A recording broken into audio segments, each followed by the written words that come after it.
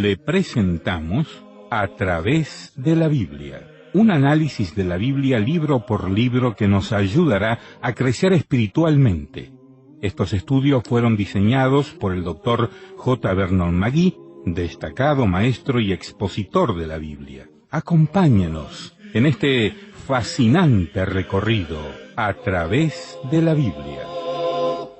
La palabra de Dios. Hola, ¿qué tal? ¿Cómo están? Es grato saber de usted, ya sea por carta, teléfono o llamadas telefónicas. Cuando le pregunto cómo está, me supongo que bien, pero si está en un día de pruebas y de luchas, sepa que puede confiar en Dios. Hoy vamos a estudiar Abdías, capítulo 1, versos 4 al 9. Abdías 1, 4 al 9. Oremos. Señor, te damos gracias por tu santa palabra, y te pedimos que al abrirla y pensar en ella, nos hables, nos indiques el camino a seguir en medio de las circunstancias que tenemos al presente. Oramos agradecidos en el nombre de Jesús. Amén. En el programa de hoy quisiéramos tomar unos pocos momentos antes de volver al texto que estamos estudiando para observar lo que Abdías está diciendo y su efecto en nosotros. Debido a que hemos llegado al factor más importante y sutil que está corroyendo la calidad de vida humana en nuestra cultura contemporánea, necesitamos detenernos por un momento para ver sus consecuencias en nuestras vidas, tanto privadas como públicas. Abdías pone el microscopio sobre la humanidad, y vemos la enfermedad que está destruyendo al hombre moderno. Estos gérmenes son tan pequeños que escapan a nuestra atención y los ignoramos. El orgullo es el germen y el virus que es más mortífero que el cáncer o el SIDA. Permítanos definir el orgullo una vez más, según Abdías. Es una actitud de una vida que declara su habilidad para vivir sin Dios. Es una presunción, una vanidad. Y el Nuevo Testamento lo confirma. Juan, en su primera epístola, capítulo 2, versículo 15, dice: «No améis al mundo ni las cosas que están en el mundo. Si alguno ama al mundo, el amor del Padre no está en él. Porque todo lo que hay en el mundo, los deseos de la carne, los deseos de los ojos y la vanagloria de la vida, no proviene del Padre, sino del mundo. Y el mundo pasa y sus deseos, pero el que hace la voluntad de Dios permanece para siempre». Podemos ver entonces que el pequeño libro de Abdías es confirmado. Ahora hemos visto que en realidad este es el gran pecado en nuestros países. Puede que esto le parezca extraño, amigo oyente, pero el humanismo se ha estado enseñando en nuestras escuelas y universidades por años. Y el humanismo dice que el hombre es autosuficiente, que necesita ser libre para expresarse, que no necesita disciplinas ni cadenas que impidan su progreso hacia adelante y hacia arriba. Él no necesita a Dios. Dios fue llevado al borde de su universo y echado fuera y se le cerró la puerta en la cara. Y ese es el mundo al cual usted y yo vinimos hace muchos años. Y uno encuentra a hombres como Heinrich Heine, quien dice: «Yo no soy un niño, yo no quiero más un Padre Celestial». Otro de ellos, James Martineau, dice: «Le pedimos a Comte que levante el velo del lugar santísimo y nos muestre el objeto perfecto de adoración. Él produce un espejo y nos muestra a nosotros mismos». Y en nuestra época, hace ya varios años, un psicólogo cristiano dio este consejo: «Cuando usted se levante por la mañana, vaya al espejo y mire a la persona que está allí y dígale: yo te amo». Amigo oyente, no podemos imaginarnos algo que sea más humanista que eso. Y ciertamente eso no es lo que la palabra de Dios tiene que decir. Pero note usted que la vanagloria de la vida nos ha afectado individual y nacionalmente. Individualmente ha llevado al escepticismo, al cinismo, al ateísmo, a la insolencia y al pesimismo. Se ha levantado toda restricción, se ha aceptado la nueva moralidad. El egoísmo y la vanidad son evidentes hoy. Ahora, ¿qué ha sucedido?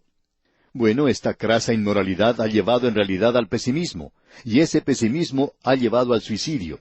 Y hoy el suicidio está al nivel de epidemia en muchos países. La calidad de vida se ha deteriorado. El ruido de la música se ha vuelto más fuerte. El baile es más frenético y loco. La confusión y el desespero son el resultado final.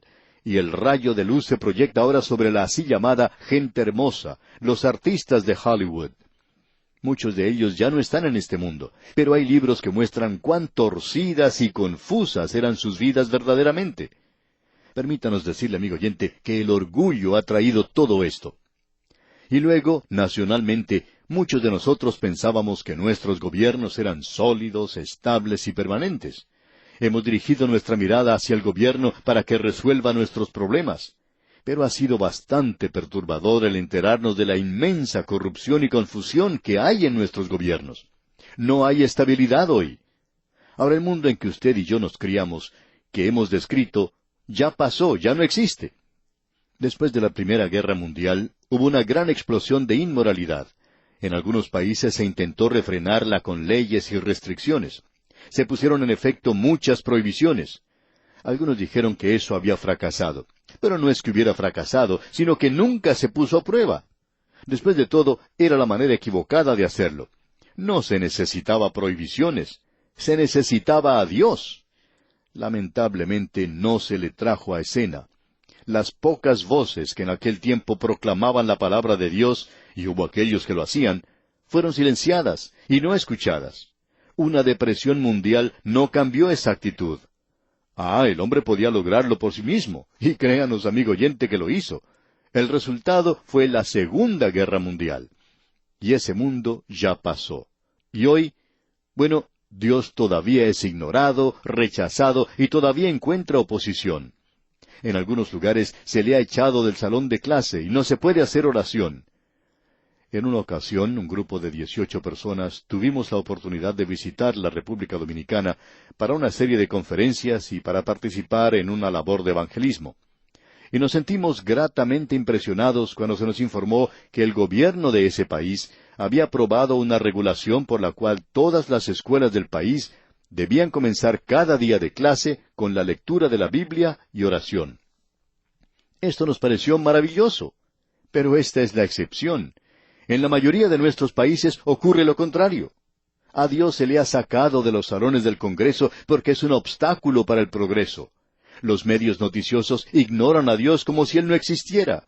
Y este es el mundo en el cual usted y yo vivimos, amigo oyente, y está pasando también.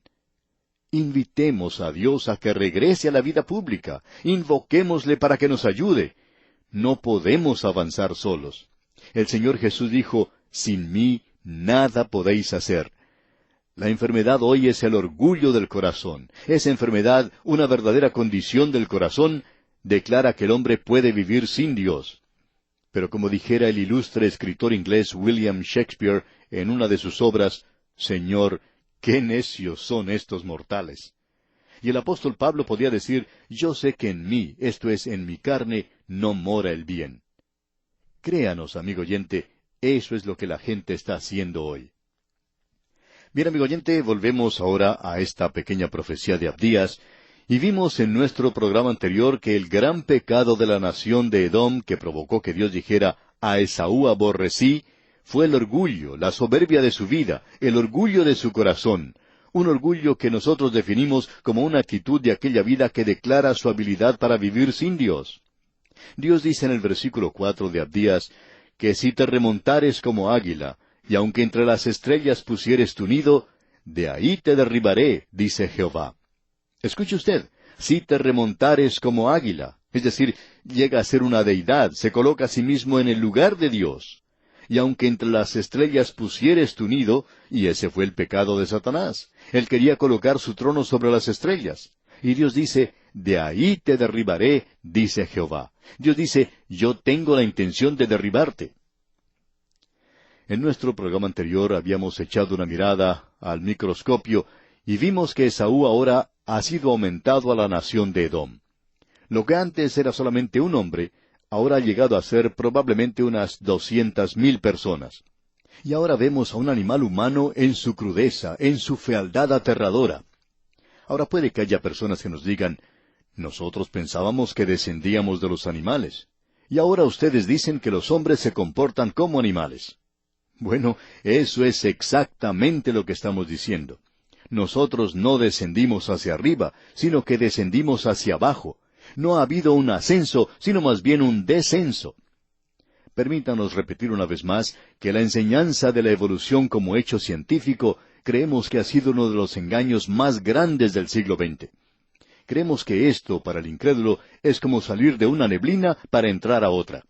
No creemos que la evolución dé una explicación en cuanto al origen de las cosas. El hombre corriente ha aceptado eso como la verdad porque hoy en la radio, la televisión, las publicaciones y en las escuelas se nos ha lavado el cerebro con la idea de que la evolución es un hecho probado. Pero eso es absolutamente falso. Las objeciones fuertes e inteligentes que han sido presentadas por científicos dignos de confianza son total y completamente ignoradas. Bueno, no vamos a discutir aquí en favor o en contra de la evolución. Ese no es nuestro propósito, pero es algo en lo cual muchos jóvenes se han interesado a través de los años. Y en muchas escuelas de enseñanza secundaria, en muchas universidades y aun en muchas iglesias liberales se anima a los jóvenes a leer libros como El origen de las especias y La descendencia del hombre, de Darwin. Hay también algunos seminarios liberales donde se enseña lo que se conoce como evolución teísta, lo cual creemos que es la interpretación más absurda que exista del origen de las cosas. Pero permítanos decirle, amigo oyente, que nosotros rechazamos totalmente esa propaganda impía de la evolución.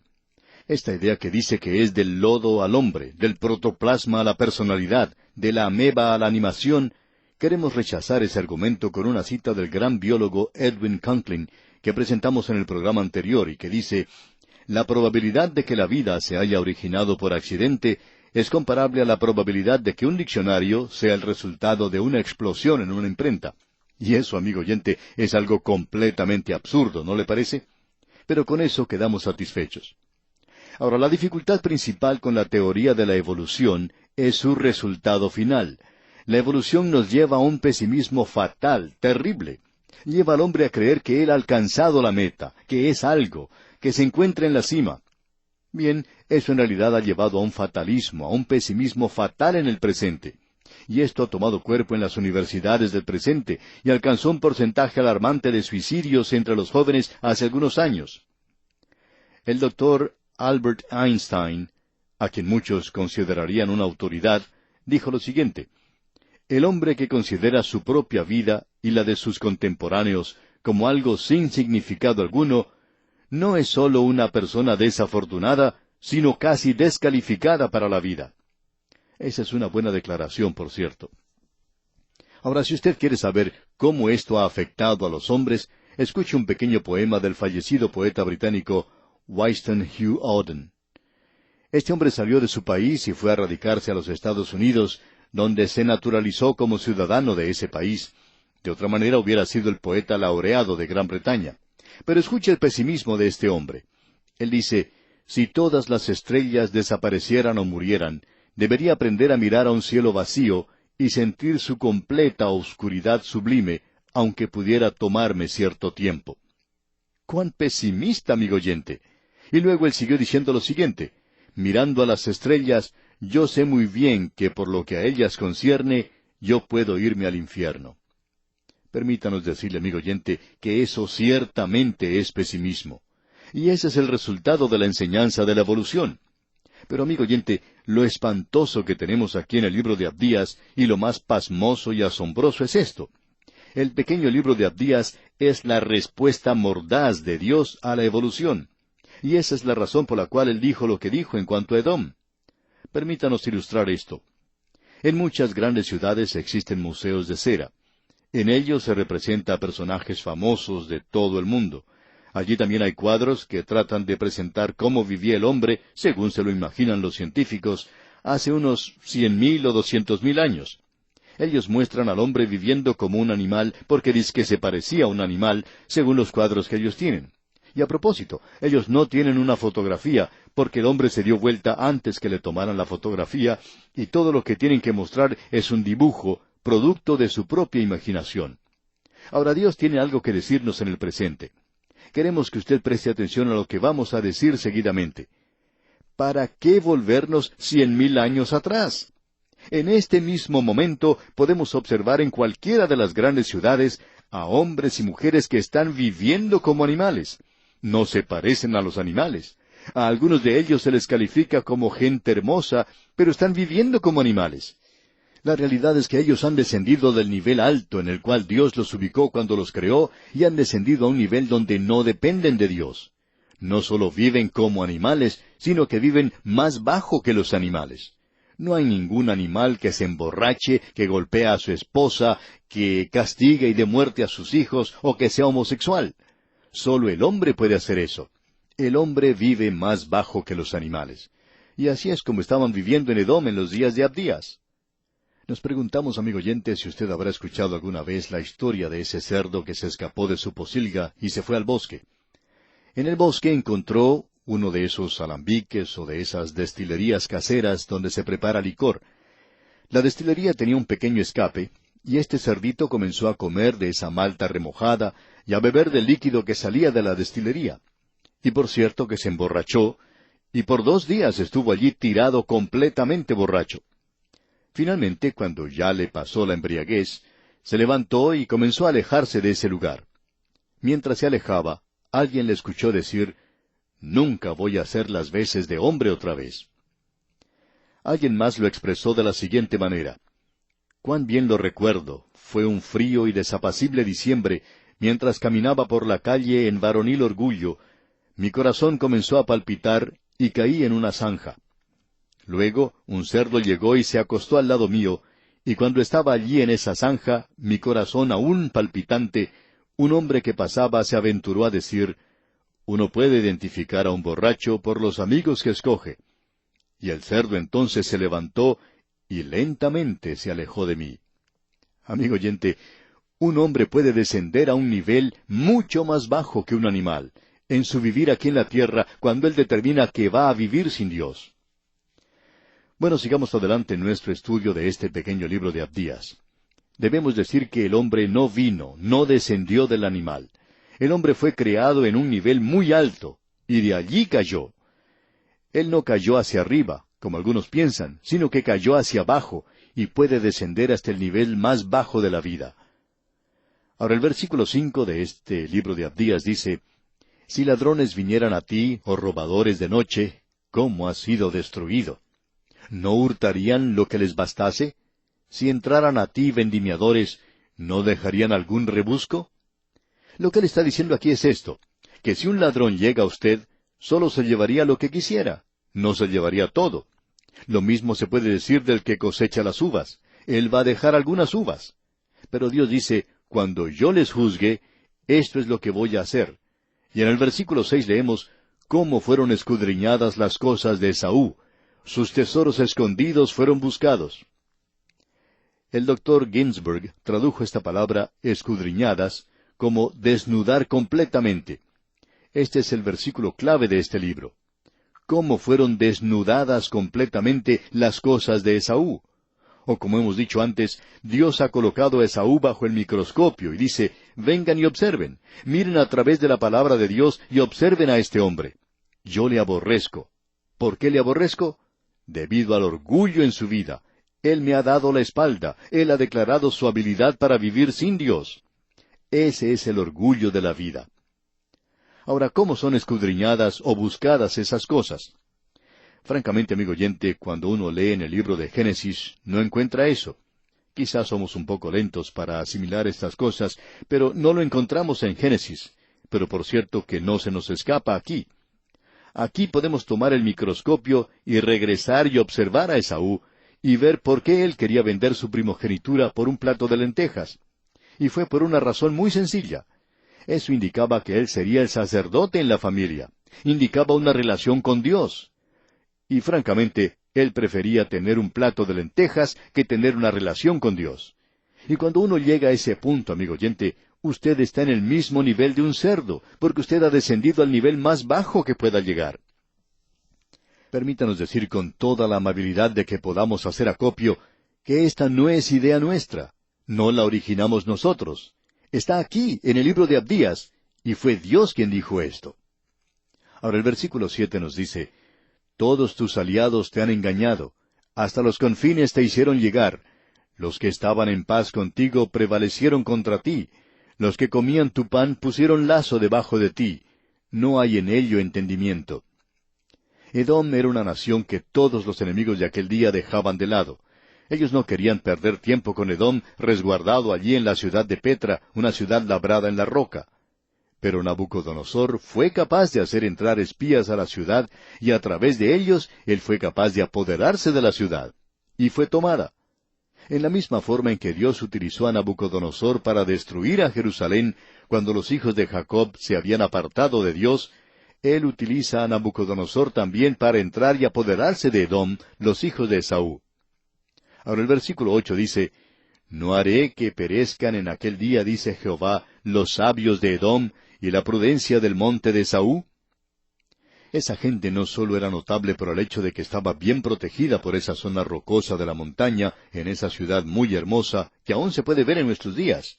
Ellos estaban viviendo en una seguridad falsa, pero habían desarrollado una sabiduría y conocimiento, y en realidad también una superstición. Allí se han encontrado altares sangrientos en las cimas de las montañas que rodean a esa ciudad, donde se ofrecía sacrificios. Ellos se habían entregado a eso. La gente de todas las naciones llegaba allí a obtener sabiduría de esta gente. Llegaban allí aún después de la época de Salomón, cuando ya Salomón había desaparecido de esa escena. Ellos no podían obtener sabiduría de Dios, y si el hombre no puede obtener sabiduría de Dios, entonces la va a buscar en el otro mundo, y ellos hicieron eso aquí. Y esta ciudad era bien conocida por esto. Y ahora en el versículo 9 leemos, «Y tus valientes, oh Temán, serán amedrentados, porque todo hombre será cortado del monte de Esaú por el estrago». A partir del versículo 10 y hasta el versículo 14, Abdías nos va a dar un catálogo de las razones por las cuales Dios los va a destruir. Es decir, que Él va a presentar esto aquí de una forma muy clara. El orgullo de la vida, dijimos, es el gran pecado. Pero como ya hemos indicado anteriormente, eso lleva a cometer otros pecados. Amigo oyente, su filosofía de la vida va a descender gradualmente a sus dedos, luego a sus pies, sus ojos y todos los sentidos. Y usted va a expresar esa filosofía de alguna manera. Si usted es un impío, va a vivir una vida impía. Si usted es piadoso, entonces va a vivir una vida piadosa. Eso es algo natural. Ahora Dios menciona aquí 5 razones diferentes por las cuales Él los juzga. Ellos han cometido ciertos hechos. Y aquí se mencionan 5 hechos específicos. Y vamos a tener que reservar esto, Dios mediante, para nuestro próximo programa. Pero Dios va a castigarlos, y los va a castigar en 2 formas diferentes. Él los va a enviar a la cautividad, tal cual hizo con la nación de Israel, pero con la excepción de que la nación de Israel regresaría y sería un pueblo como lo es en el día de hoy. Pero llegaría un tiempo cuando los edomitas dejarían de ser una nación y nunca llegarían a ser una nación otra vez. Ahora alguien quizá nos pregunte, ¿piensan ustedes que hay algunos edomitas por allí hoy? Y la respuesta es no, amigo oyente, no los hay. Ellos tuvieron matrimonios mixtos con los ismaelitas y otros del desierto, y ahora forman parte del mundo árabe. Existe cierta diferencia entre los árabes, y esto puede explicar esa diferencia. Uno los puede encontrar allí entre los árabes hoy, y todavía son enemigos de la nación de Israel. Veremos esto, Dios mediante, en nuestro próximo programa. Las notas y bosquejos que enviamos en forma gratuita a nuestros oyentes serán de gran ayuda en la comprensión de la palabra de Dios. Por tanto, escríbanos indicando con toda claridad sus nombres y dirección completos y en orden. Use de preferencia letra de imprenta, que nos ayudará a entender con facilidad sus datos personales para poder enviarle sin demora a su dirección el material de estudio, o sea, las notas y bosquejos. Repito que este material es absolutamente gratuito y todo lo que usted tiene que hacer es escribirnos y mencionar que desea obtener las notas y bosquejos de estos estudios bíblicos y nosotros con todo gusto y a la mayor brevedad posible los enviaremos a su dirección a vuelta de correo. Preste pues mucha atención a la dirección que le daremos en unos instantes para que nos envíe su carta cuanto antes. Así terminamos por hoy. Escríbanos y cuéntenos qué le pareció y cómo le ayudó el estudio de hoy. Si desea recibir las notas y bosquejos de lo que estamos estudiando, suscríbase gratis en nuestra página en Internet. Esta es la dirección, a través de la biblia.org/notas. a través de la biblia.org/notas o escriba al apartado 2805 Miami, Florida 33265, Estados Unidos. Apartado 2805 Miami, Florida 33265, Estados Unidos. O escriba al correo electrónico atv@transmundial.org, atv@transmundial.org. Este programa es producido por Radio Transmundial. Cristo, quien por mí libremente derramó su sangre carmesí.